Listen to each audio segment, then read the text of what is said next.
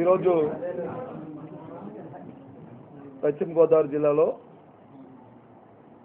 రాష్ట్ర కాంగ్రెస్ అధ్యక్షుడిగా పర్యటనలో సందర్భంగా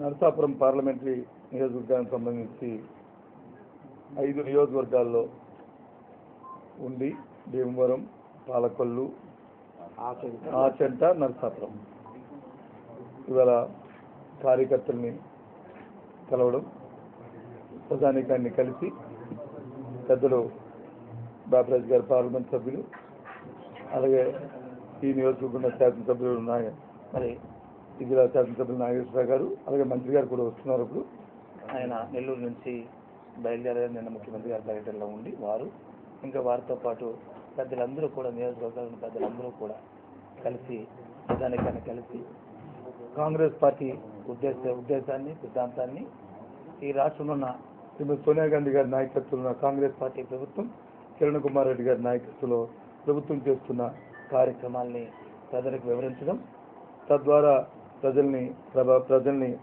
పార్టీ పట్ల, ప్రభుత్వం పట్ల ఆకర్షణ చేయడం అనేది ప్రధాన ఉద్దేశం.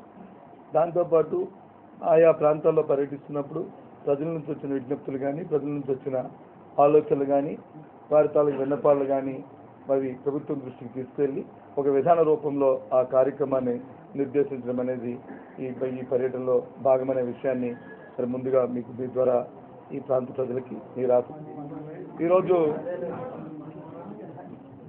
పశ్చిమ గోదావరి జిల్లాలో రాష్ట్ర కాంగ్రెస్ అధ్యక్షుడిగా పర్యటనలో సందర్భంగా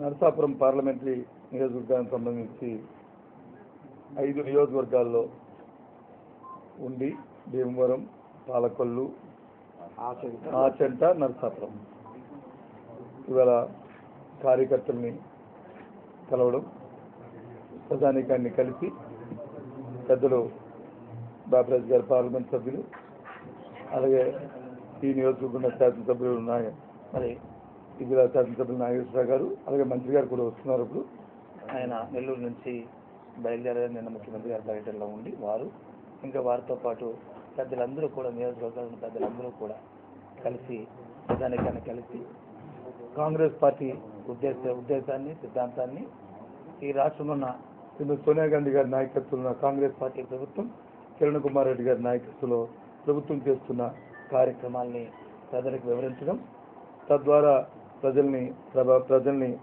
పార్టీ పట్ల, ప్రభుత్వం పట్ల ఆకర్షణ చేయడం అనేది ప్రధాన ఉద్దేశం. దాంతోపాటు ఆయా ప్రాంతాల్లో పర్యటిస్తున్నప్పుడు ప్రజల నుంచి వచ్చిన విజ్ఞప్తులు కానీ, ప్రజల నుంచి వచ్చిన ఆలోచనలు కానీ, వారి తాలూకు విన్నపాలు కానీ మరి ప్రభుత్వం దృష్టికి తీసుకెళ్లి ఒక విధాన రూపంలో ఆ కార్యక్రమాన్ని నిర్దేశించడం అనేది ఈ పర్యటనలో భాగమనే విషయాన్ని మరి ముందుగా మీకు మీ ద్వారా ఈ ప్రాంత ప్రజలకి ఇది సాధారణ ఎన్నికలు కాదు, ఉప ఎన్నిక అయినప్పటికీ కూడా ఇది ప్రతిష్టాకరంగా తీసుకోవాల్సిన అవసరం ఉన్నది. ఇవాళ ఈ రాష్ట్రంలో ఉన్నది కాంగ్రెస్ పార్టీ ప్రభుత్వం. మా ప్రభుత్వం చేస్తున్న కార్యక్రమాలు ప్రజల్లోకి మరి విస్తృతంగా ప్రచారం చేస్తూ ఆ కార్యక్రమాల వల్ల రేపు రాబోయే ఎన్నికల్లో గెలవడానికి మా వంతు ప్రయత్నం చేస్తాం. 100% గెలుస్తుందని ఆశిస్తున్నాం. గెలిస్తే ఇంకా ఇంతకంటే మెరుగైన కార్యక్రమాలు రూపొందిస్తాం. ఒకవేళ ఏదైనా ఎక్కడైనా అలసత్వం జరిగితే ఎందుకు జరిగిందో తెలుసుకుంటాము. ఏ కార్యక్రమం వల్ల ప్రజలకు వచ్చి మా మీద విశ్వాసం తగ్గిందనేది ఆలోచన చేస్తాము. ఇంకా మెరుగైన కార్యక్రమాలు చేస్తాము. లేదా ఆ విధానంలో ఏమైనా లోపాలు ఉంటే ఆ లోపాలు సరిదిద్దుకుంటాము. ఇంకా ముందుకెళ్ళడానికి ప్రయత్నం చేస్తాము. దీన్ని ఒక కొలమానంగా తీసుకుంటాం. 5 రాష్ట్రాల ఉప ఎన్నికల్లో మనం విశ్లేషణ చేసుకుంటే యూపీలోనే వచ్చి 2007 సంవత్సరంలో కూడా బీఎస్పీ పార్టీ ప్రాంతీయ పార్టీ అధికారంలో ఉండేది. అప్పుడు కూడా రాష్ట్రంలో తెలుగుదేశం పార్టీ ప్రాంతీయ పార్టీ 2009లో వచ్చిన ఎన్నికల్లో పూర్తిగా కూడా వాటం చెందిన విషయం మనందరికీ కూడా తెలుసు. అలాగే ఏదైతే ఉత్తరాఖండ్ ఏదైతే ఉందో ఇంతకు ముందు వచ్చి 2007లో బీజేపీ పార్టీ, నేషనల్ పార్టీ, జాతీయ పార్టీ వచ్చి అధికారంలో ఉండేది. ఇప్పుడు వచ్చి కాంగ్రెస్ పార్టీ అధికారంలోకి వచ్చింది. దాని స్థానంలో నుంచి ఇప్పుడు ఈరోజు అధికారంలోకి వచ్చింది. పంజాబ్లో వచ్చి ఇంతకుముందు ప్రాంతీయ పార్టీ అధికారంలో ఉండేది. దానికంటే మెరుగైన ఫలితాలని మన జరిగిన ఎన్నికల్లో కాంగ్రెస్ పార్టీ ఎక్కువ సీట్లని, ఎక్కువ ఓట్లని సంపాదించిన విషయం కూడా ఈ సందర్భంగా గుర్తు చేస్తున్నాను. ఇకపోతే గోవాలో మాత్రం కాంగ్రెస్ పార్టీ వచ్చి చిన్న రాష్ట్రంలో విజయం సాధించలేకపోయింది. కానీ మూడోసారి స్థానం సంపాదించుకుంది. అక్కడ మణిపూర్లో మూడోసారి మళ్ళీ అధికారం చేజిక్కించుకుంది. కాబట్టి ఎక్కడా కూడా కాంగ్రెస్ పార్టీ అంటే అనుకున్నంత మేము సాధించలేకపోయాం తప్ప ఉన్న పెర్ఫార్మెన్స్ ఎక్కడా కూడా వెనక్కి వెళ్ళే ప్రశ్న ఉత్పన్నం కాలే.